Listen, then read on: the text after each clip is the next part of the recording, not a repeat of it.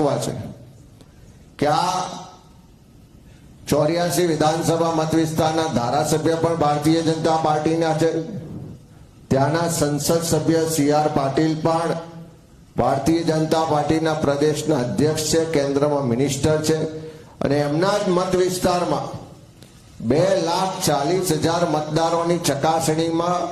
40% એટલે 30,000 કરતા વધારે ખોટા મતદારો મળતા હોય,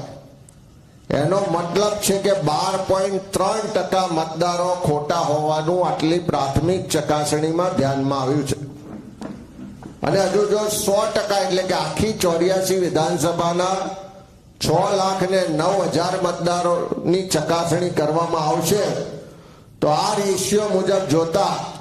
લગભગ 75,000 જેટલા મતદારો ખાલી એક જ વિધાનસભા વિસ્તારમાં ખોટા હોવાની પૂરેપૂરી શક્યતા અને દાખલા છે. એટલે ઘણીવાર એમ થાય કે રેકોર્ડ બ્રેક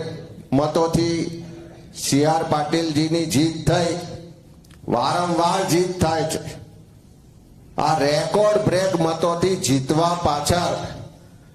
આ મતદાર યાદીમાં ગડબડી, આ ભૂતિયા ખોટા મતદારો કે વોટોની ચોરી તો નહીં હોય ને, એ પ્રશ્ન